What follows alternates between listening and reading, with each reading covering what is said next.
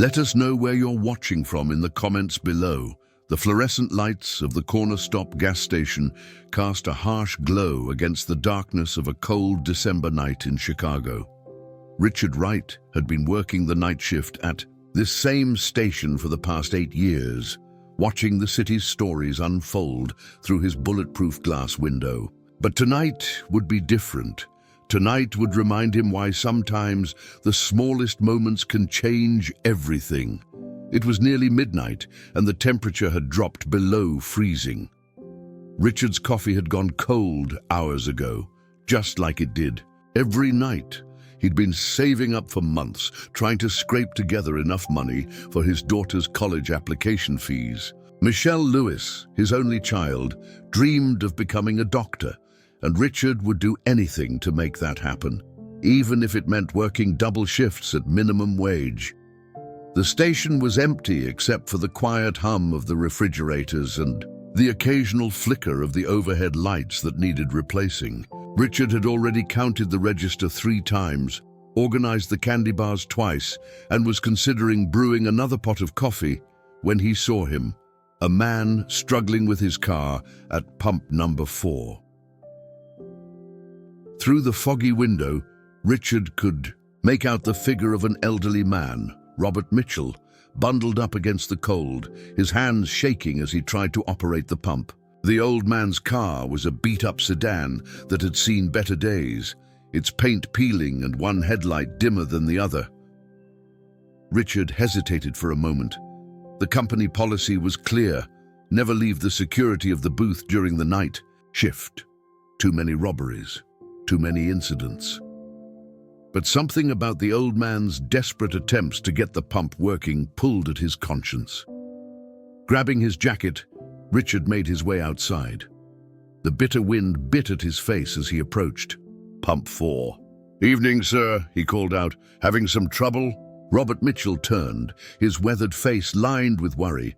"I can't get it to work," he said, his voice trembling slightly. "And I'm running on empty. Need to get to the hospital. My wife, she's not doing well."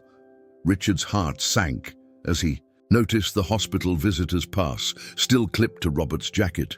The old man had probably been there all day, and now his card was being declined at the pump. Richard had seen that look before, the look of someone trying to hold it together when everything was falling apart. Just then, a sleek black SUV pulled up to pump 7. Richard barely glanced at it, focused on helping Robert with the card.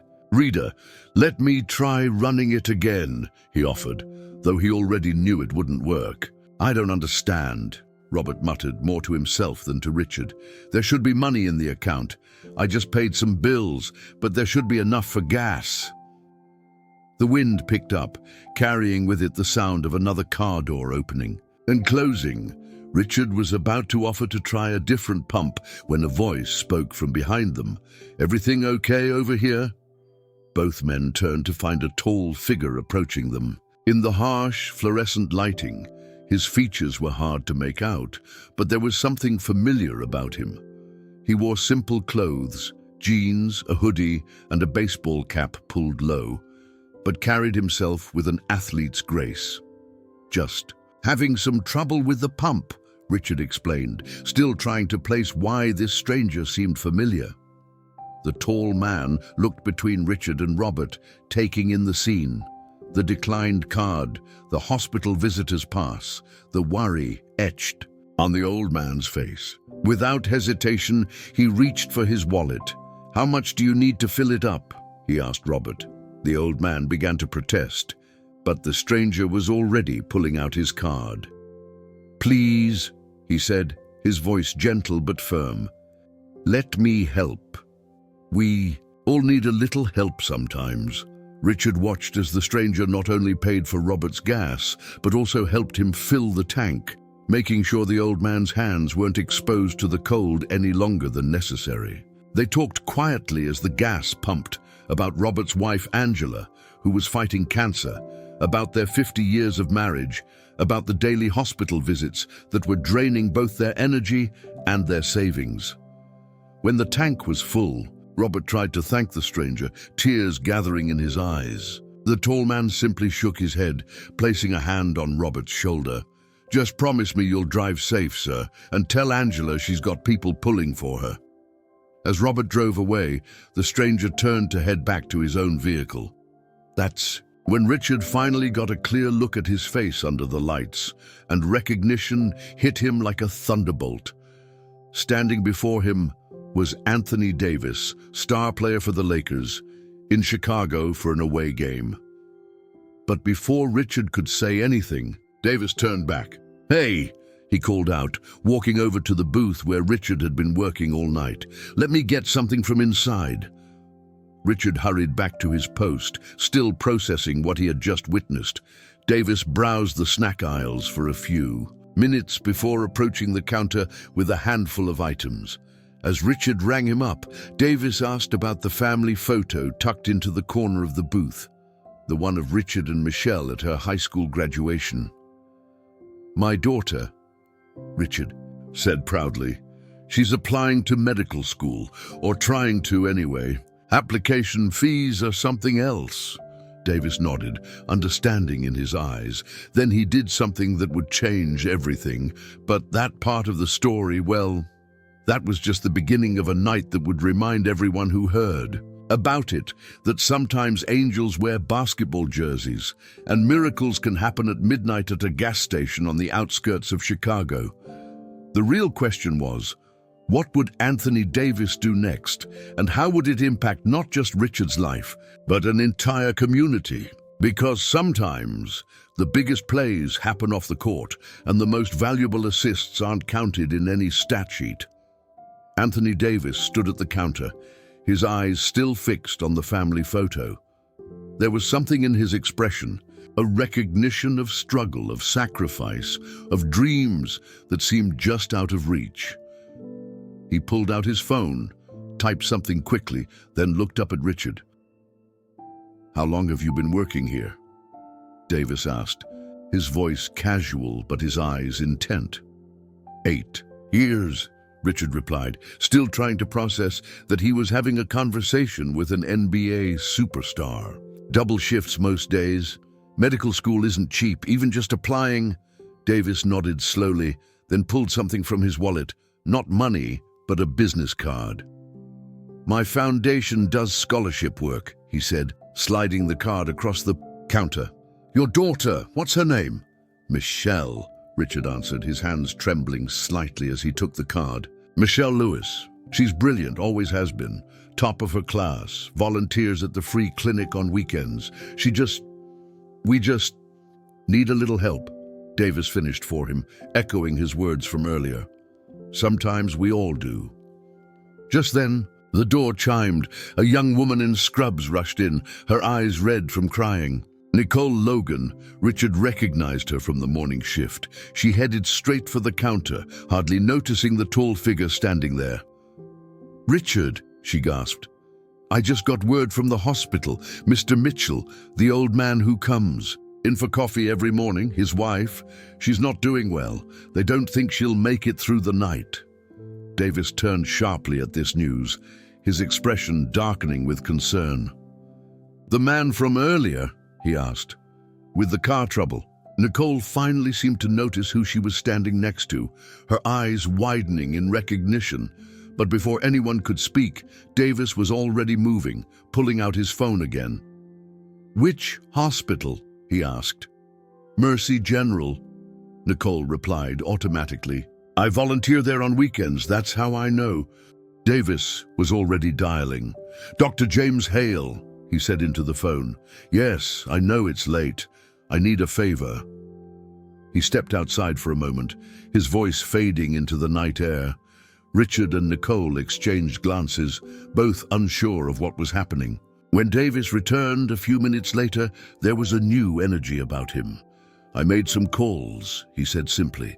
"The best oncologist in Chicago is heading to Mercy General right now. And don't worry about the bills. My foundation will cover it." Nicole burst into tears while Richard stood speechless. But Davis wasn't finished. He turned back to Richard, his expression serious. "About your daughter's medical school dreams," he continued. I want you to call this number tomorrow morning." He scribbled another number on the back of the business card. "Ask for Nicholas Forbes. Tell him what we talked about. And Richard, yes, no more double shifts. Your daughter needs you rested for when she graduates medical school." The confidence in his voice made it sound less like a suggestion and more like a prophecy. But before either Richard or Nicole could properly thank him, Davis's phone buzzed. He checked it quickly. "They need me back at the team hotel," he said, gathering his purchases. "Big game tomorrow." He started toward the door, then paused. "You know, everyone talks about what happens on the court, but sometimes the most important assists happen off it." As he reached his SUV, another car pulled into the gas station.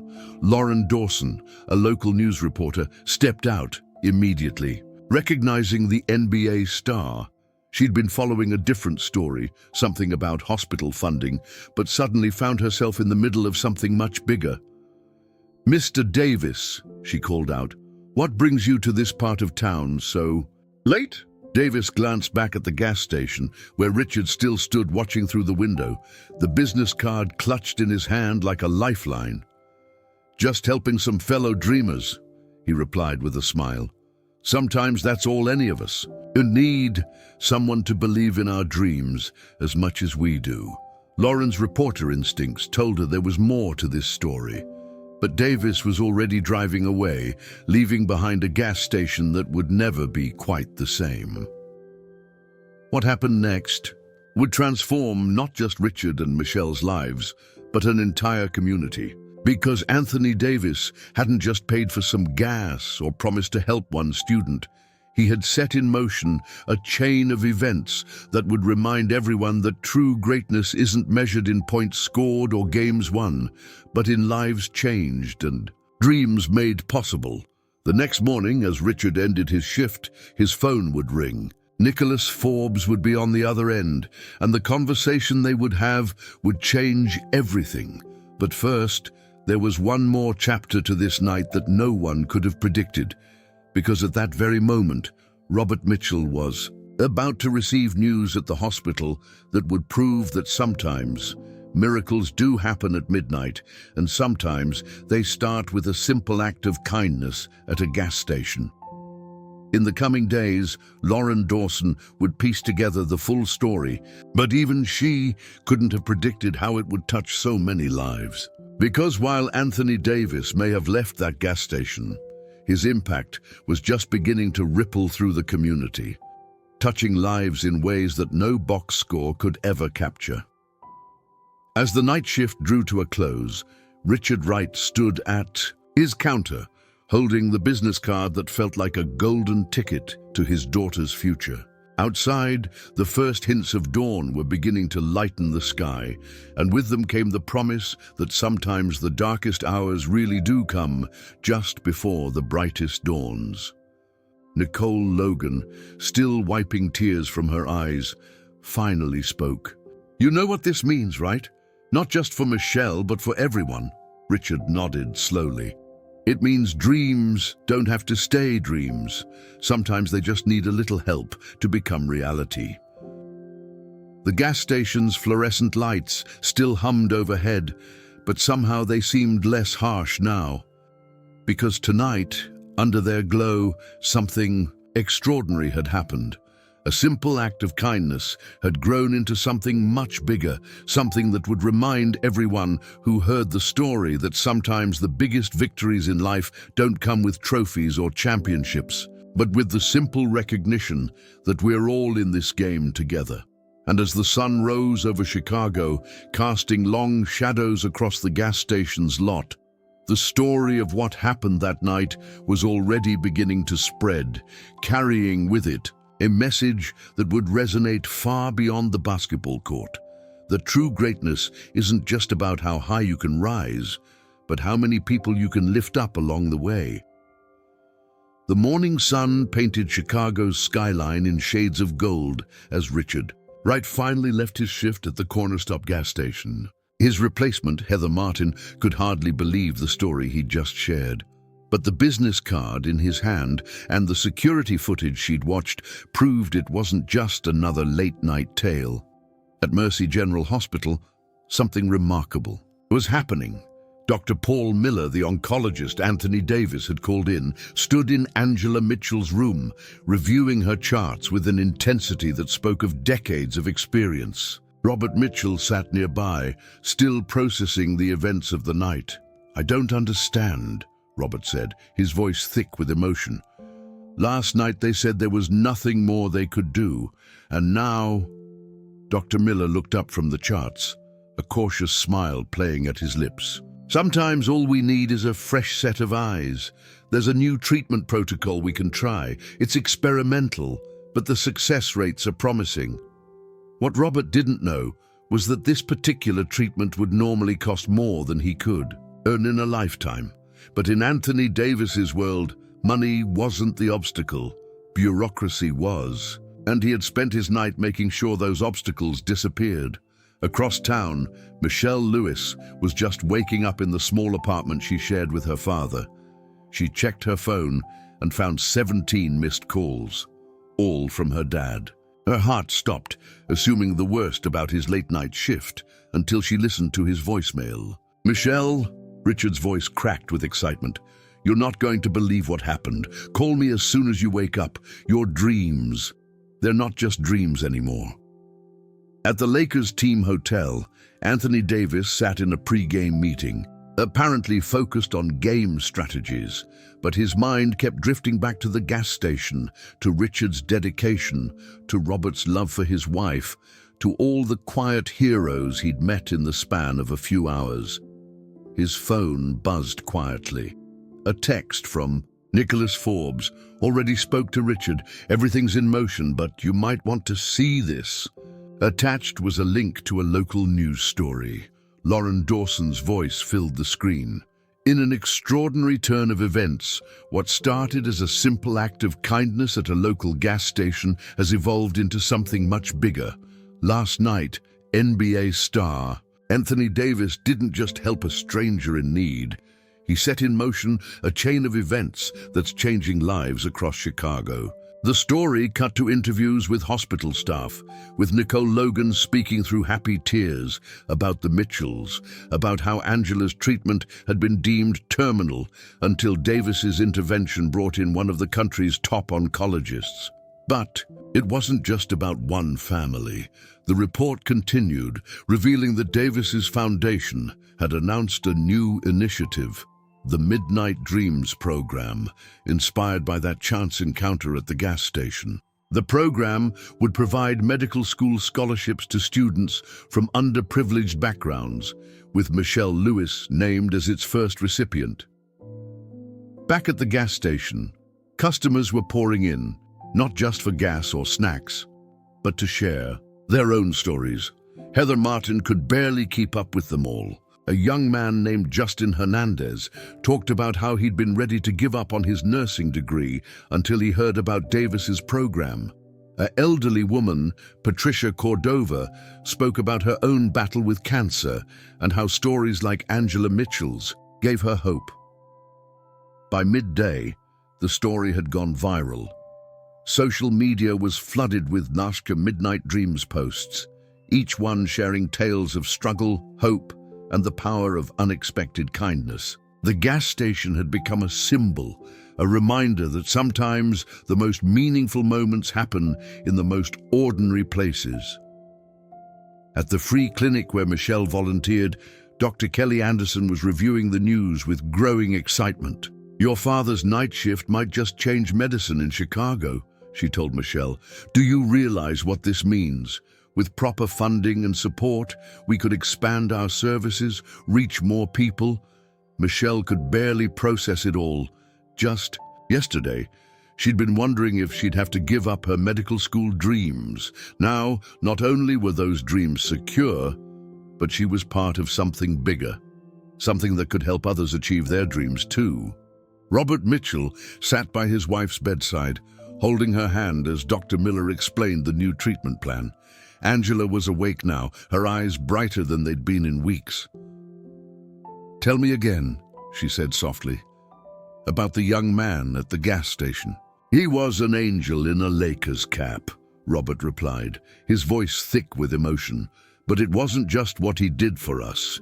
You should see what's happening at the hospital now. They're talking about expanding the oncology department, creating a whole new wing for experimental treatments." In the hospital cafeteria, Nicole Logan sat with Lauren Dawson, sharing more details for her follow-up story. "It's not just about the money," Nicole explained. "It's about how one person choosing kindness can inspire others to do the same." She pointed out the window to the hospital parking lot where a group of local business owners had gathered. Led by Kevin Armstrong, they were announcing a matching fund for the Midnight Dreams program, doubling its potential impact. At the Lakers' pre-game practice, Davis remained focused, but his teammates had seen the news. They approached him one by one, not just with congratulations, but with offers to contribute to the program. What had started as one man's kindness was growing into a movement. Richard Wright finally got some sleep, but his dreams were filled with possibilities. When he woke up, there were hundreds of messages on his phone, from old friends, from strangers, from people whose lives had been touched by his story of dedication and Davis's act of kindness. But perhaps the most powerful moment came later that afternoon, when Michelle visited Angela Mitchell in the hospital. Two strangers connected by a chance encounter, both of their lives transformed in different ways by the same act of kindness. "So you're going to be a doctor?" Angela said, smiling warmly at Michelle. "Yes," Michelle replied, her voice firm with newfound confidence. "And maybe someday I'll be the one helping someone else's dream come true." As the day continued to unfold, the true impact of that late-night encounter at the gas station was still revealing itself. Because sometimes the biggest changes start with the smallest moments, and sometimes all it takes is one person willing to stop and help to remind us all of our shared humanity. The story wasn't over. In many ways, it was just beginning. Because while Anthony Davis would play his game that night, scoring points and grabbing rebounds, his real victory had already been won at a gas station in the middle of the night, when he chose to see not just people in need, but dreams waiting to be realized. 1 year later, the corner stop gas station looked different now. The fluorescent lights had been replaced with warmer LEDs, the windows were cleaner, and a framed newspaper article hung behind the counter. But the biggest change wasn't physical. It was in what the place had come to represent. Richard Wright still worked there, but no longer pulled double shifts. Instead, he spent his extra time managing the Midnight Dreams Foundation's local chapter, helping other families navigate their way through medical school applications and hospital bills. On this particular evening, the station was crowded with familiar faces. Robert and Angela Mitchell stood near the coffee counter, Angela's color restored and her smile bright. Dr. Paul Miller had declared her cancer in remission 3 months ago, and she'd made it her mission to volunteer at Mercy General, supporting other patients going through similar battles.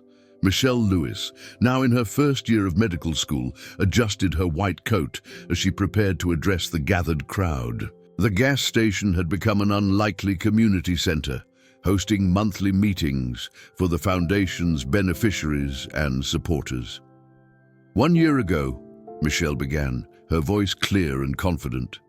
"I thought my dreams of becoming a doctor were just that, dreams. Then a chance encounter at this very spot changed everything, not just for me, but for hundreds of others. The numbers spoke for themselves. The Midnight Dreams program had helped 37 students enter medical school. In its first year, Mercy General's new experimental treatment wing, funded in part by Anthony Davis's foundation, had seen success rates that drew attention from medical institutions across the country.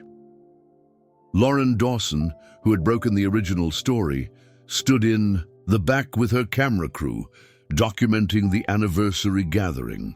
Her series on the gas station miracle had won a local Emmy, but more importantly, it had inspired similar initiatives in cities across the country.